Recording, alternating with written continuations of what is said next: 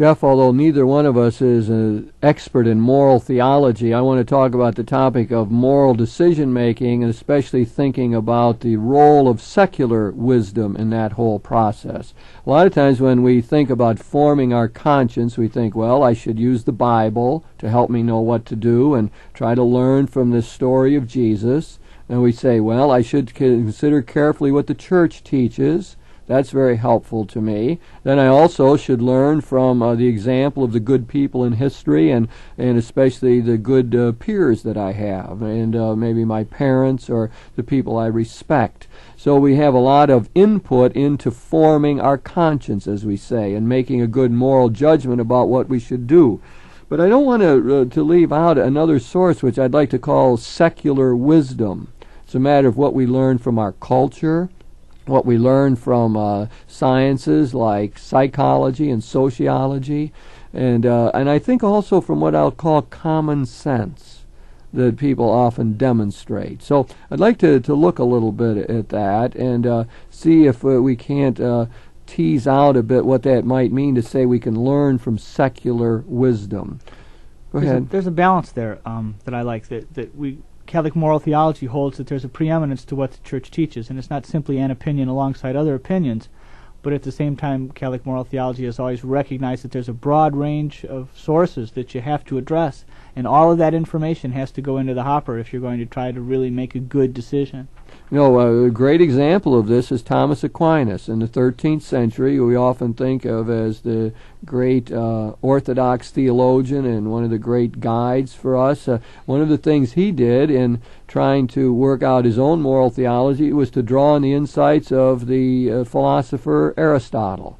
What had happened is that Aristotle's thinking had been preserved by the Arab world. I think that's always a nice thing to remember these days. Absolutely. Averroes and Avicenna preserved much of Aristotelian philosophy, and through them it was brought back into the Western world at the time of Aquinas or before that. And Aquinas' job was to try to take that and incorporate it into a larger faith synthesis, which he did with magnificence, and seldom achieved a synthesis in the history of Christian thought. But he took that secular wisdom, if I can use that phrase, that secular philosophy, and helped to shape his own moral outlook, and especially give content to moral theology.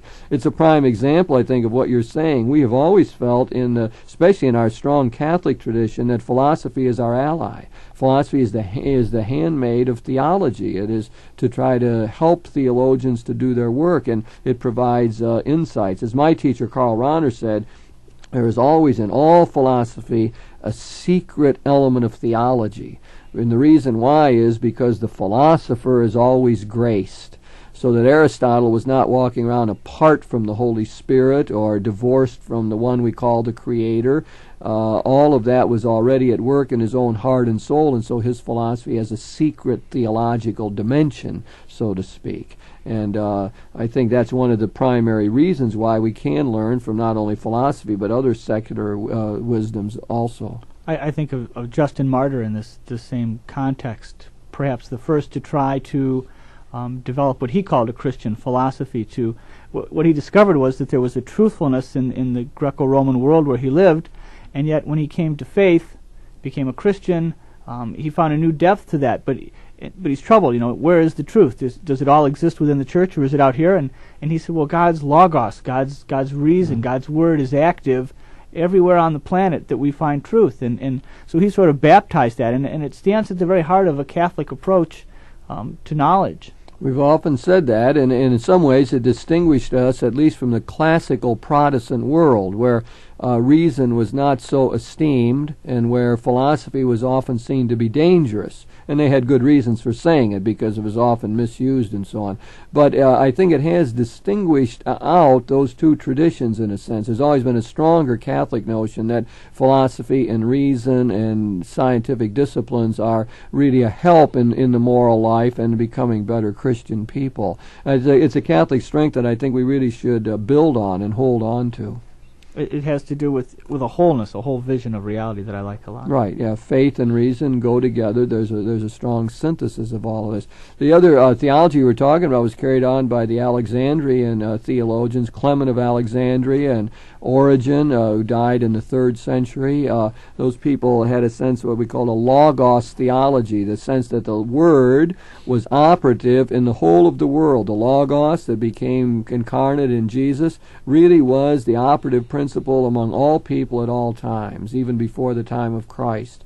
And so they were able to catch vestiges of the Logos in the pagan or secular wisdom of their time. It's interesting to note that with Clement, who had a much more happy vision of the world and philosophy and trusted it more, he was able to use it in his theology in a way that faith interacted with philosophy well. Origen was much more distrustful of the world and philosophy, but in the end, his teaching, parts of it anyway, become condemned because it's so shot through with Neoplatonism that he was probably not aware that it had really taken over Christian faith and moved it in a direction that he perhaps, had he been more vigilant, wouldn't have let it go. Yes, so he was influenced by it whether he would admit it or not, and I think that becomes true of us as well, to bring that up to our own time. Let's try to look at some of the ways in which there is a secular wisdom. When we think about philosophy in the 20th century, we might think of existentialism. And for many of us, I think we did learn from existentialist thought, we learned the importance of freedom. That John Paul Sartre said we're condemned to be free. My teacher, Karl Rahner, took up that notion and said that freedom, is a heavy burden. And that, but as Christian people, we must shoulder that burden, and to escape from that reality is to commit sin, to do it culpably.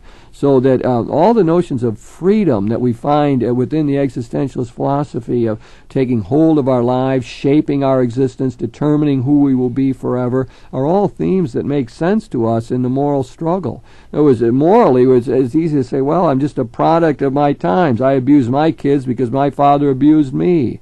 Or as they said in West Side Story, I'm depraved on account of I was deprived. I'm messed up because of this socioeconomic situation that I find myself in. So it's so easy to do that. It's my mother's fault that I'm like this, or it's my spouse's fault that I'm on edge all the time. So we can always put that off on somebody else.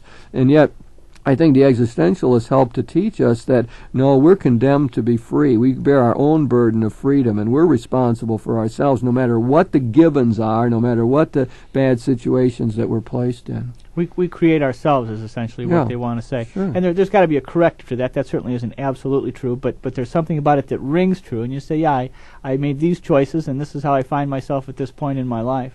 Sure, and it's a good message for us to hear. I mean, responsibility. We need to hear that, all of us, wherever we are, and our young people need to hear that message of responsibility, and I think it's helpful. And I pick it out just as one example of a philosophy that we're in dialogue with in our own time. We could look at some other disciplines along the line. Let's take the area of psychology. I'll pick one out, and that is the humanistic psychology we associate with Allport and Rogers and Abraham Maslow, and they talk about self-actualization, of trying to get hold of one's potential and making the most out of it. Again, I won't say it in a totally uncritical sense that I want to accept that, but there's something about Christian morality in that. In other words, I want to say to myself and to others, boy, we all got talents we haven't used. We got potential that needs developing. God's the one who calls upon us to make the most out of what He gave us. And so self-actualization becomes a Christian ideal as well as one that we would associate with the world of psychology. And as such, we could see that could become a virtue that we want to cultivate. Virtue of actualizing ourselves always in the context of the common good and of doing for others and so on. It's taking advantage of the grace given us that's built into us in creation, and as God draws us out of ourselves and kind of shapes us. Mm-hmm. I suppose that when we look at some areas of psychology, we might not be as happy with what we see there. The behaviorists seem to be less attuned to what we hold as Christians, especially when they, following B.F. Skinner, want to deny human freedom or consider that as an illusion. But even at that, we could learn a lot about moral life from the behaviorists. I mean, take family situations where maybe there's very often where parents really, their moral task is to create a climate or an atmosphere which will help move their offspring to live in a certain way. I mean, couldn't parents see it that way? You know, if we come out of church, one of the things they want to do is to make sure they're civil with one another, or loving with one another, and not in some sort of a fight, because that creates a climate where the youngster associates, you know, going to church with deviant behavior rather than constructive, charitable behavior. So, I mean, you could start to think, no, even from the behaviorists who seem so out of tune with the gospel, we could learn something about creating proper conditions and environment for growth to occur. And family life, to me, would be a great example of that. Well, and you can use the behaviorist as kind of a corrective to the existentialist. You know, you can play the cultural elements off one another. Truly. Whereas the existentialist says we have all this freedom and we're totally responsible, and the behaviorist says, well, we're not responsible at all because it's all predetermined by some other predetermined choice. The truth probably lies somewhere in the middle there between those two, that I have some freedom for which I am responsible, and yet I'm born into a particular situation which takes some of my freedom away. Now, we can argue to what degree and to what extent, but that all has some, well, we talk about in moral theology, alcoholism. You know, how much responsibility does the alcoholic have? And both of these approaches can help us to struggle to find some kind of truth there. Sure, and they also offer a corrective on sexual matters. For example, masturbation. They would raise important questions about psychosexual development and what role masturbation plays in that. They would often point out how compulsive masturbation is more of a psychological problem than a problem of sin. And once they would help us to see that, then you got a better chance of trying to deal with the problem, because then you're able to get at the psychological roots of it, which maybe have to do with egocentricity or the inability to relate and so on. So that there would be an example too where really, from a moral viewpoint, it would really help us. In other words, just to stay with the example, many people who are involved in habits of masturbation have it really intensified precisely because of their guilt feelings. They feel so awful, exactly. Yeah. And the guilt feelings turn them more in on themselves and help to create the problem and to intensify the problem. So if the world of psychology could help us understand those dynamics and what's happening emotionally, the world of psychology begins to guide us or instruct us in how you get out of the problem. How do you break the habit, which in large measure has to do with learning how to relate better to others and making others more important, or getting away from egocentricity. When we move into the area of sexuality, the discipline of I don't know if you're done with psychology, but yeah, go ahead. The discipline of biology has, in the 20th century, the first half of the century anyway, really broken that open.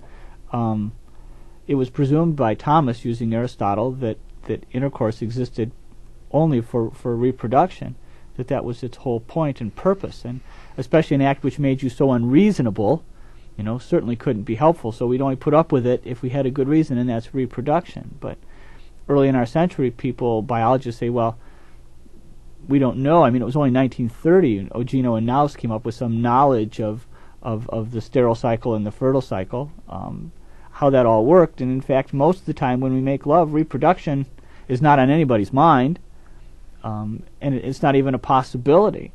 So the biology that undergirded his theological work was faulty, and certainly through no fault of Thomas. You're talking about Thomas Aquinas, yeah. Yeah. Right. Through Thomas Well, Aquinas. it's extremely primitive, wasn't it, in terms of the role of the woman and how that all worked, yeah.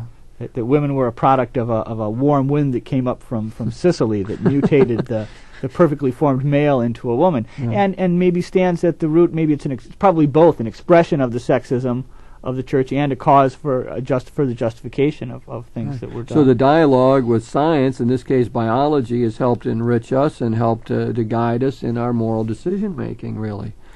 That intercourse isn't probably primarily about procreation, but about relating to someone else, and that babies are a possibility there and part of a larger package. As the Second Vatican Council said in the document on the pastoral constitution, the Church in the modern world, it refused to set up a hierarchy of that procreation is the primary purpose of marriage and that fostering love is secondary. They refused to do that and tried to put them in more of a synthetic relationship and tried to show how they work together. So there was an example of the way the Church's moral teaching sort of reflected something that would be learned from the world of science, from biology, another discipline that we would learn from. I think also in the area of biology now we're into biomedical ethics. That so many things that through the biological advances we've come to raise. We have new situations with respirators and feeding tubes and things, but we also have a better sense of what's going on there, and we make decisions based on that information and not something that comes from the 18th or 19th century. Yeah, and of course the moral theologians can hardly keep up with the advances in bioethics and with new techniques and so on for keeping people alive and caring for those who are seriously hurt and so on. I mean, it's just incredible. They can hardly learn enough biology fast enough to be able to offer any kind of moral wisdom or guidance on it. So it makes the dialogue very difficult at this time. Richard McCormick was in town this last fall and did a presentation at Riverside Hospital. He was wonderful, and I was in all these physicians and nurses who came and hung on his every word. He could speak their language. Yeah. My goodness. He's one of the few that we have, I think, that have the medical knowledge. I think it came because his father was a doctor, and he has a feel for that whole field and really does well with it. Look, we could also look, and maybe from a different vantage point, at the world of sociology, and I think of what we could a field we call sociology of knowledge, which helped us understand how particular texts or documents were related to a culture, how that knowledge just wasn't pure, that it was always had sort of a political component in it, and so on. And to play that out and to show how the dialogue would go, I think that field has helped us understand, for example, how we find right within the Bible things like anti-Semitism, the roots of anti-Semitism, and sexism, two areas that a sociology of knowledge would point out for us, so that when we look at the Bible more carefully, we find these diatribes against the Pharisees, and we associate a lot of that with Matthew's gospel, and then we start to say, well, why did Matthew write, and what were his circumstances? And we begin to find out, well, he was having trouble with the synagogue. He was having trouble relating to the Jewish community at Jamnia in all likelihood, and so he finds a way of bringing in an anti-Pharisaic bias. So it even helps us to see how bias can be built into our sacred books. And surely we know that about sexism, Bible written entirely from a male viewpoint. As someone pointed out, how does the story, when Abraham goes to Egypt with Sarah, his wife, and palms her off as his sister, and it's sort of portrayed a very clever move on the part of Abraham, so Sarah ends up in the Pharaoh's harem and so on. Well, how would that story look from the viewpoint of Sarah?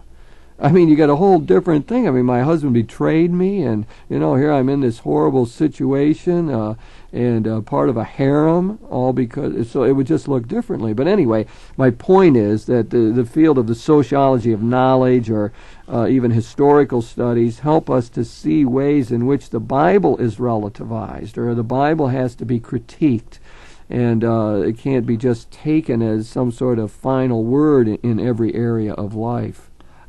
The business about the sociology of knowledge means that there's no pure knowledge. It's always from a perspective. It always exists. I mean, there is truth. Again, I want to argue that there's truth out there, but that we move toward it. We never hold it in our hot little hands and say, I've got the truth here. It's something we move forward together. And from my perspective in academia, by arguing with each other. But what this means to maybe something like the abortion controversy is that there are two truths out there, or at least people think they have two truths, because the perspectives are so different. And if you stand in a certain place, things look a certain way to you. And the question is, can I go stand in that other place? Can I at least try to stand in that other place to get some sense of why these people feel the way that they do, why things look to them the way that they do? One group that stands in a very different place from most of us are the poor and the oppressed, and that's what liberation theology has helped us to see, that the whole moral teaching of the Church looks different if you do it from the viewpoint of the poor and the oppressed. There's certain gospel texts that jump out at you. Luke 4 becomes very important to you because Jesus says that he identifies himself with the one who comes to liberate the captives and to preach the good news to the poor. So that becomes an important part of how you see the world. If you read the Christian tradition from the viewpoint of the poor, you see the need for the Church to take up the cause of the poor. And you also see many ways in which good Christian people have been part of the problem rather than the solution. You see ways in which Christian people have simply gone along with a culture that oppressed people. And, we end up looking at that in a very important way in the United States and in the Americas in terms of the Columbus coming to the country and the treatment of the Native Americans and so on. All that looks differently when you try to see it from their perspective. And I think it creates a different moral sensibility. What does it look like to the American Indians to say Columbus discovered America? What does it look like to blacks to have preached to them, well, you'll get to heaven someday, just put up with slavery? The moral stance, and of course what has happened is that by looking at it from the viewpoint of the poor, we've developed this sort of option for the poor, a sense that Jesus seemed to have a special care for the outcasts, and that Christian people really ought to do that. So our moral decision-making gets influenced by hearing it from other perspectives. While we live in a dominant culture and have enough to eat generally, a lot of people don't, and we can't actually get into their shoes. We can try to, but we can listen to them, to hear the cries of the poor, and then the whole moral decision-making looks different. How do we spend our money? How do we make policy decisions about economics, housing, and so on?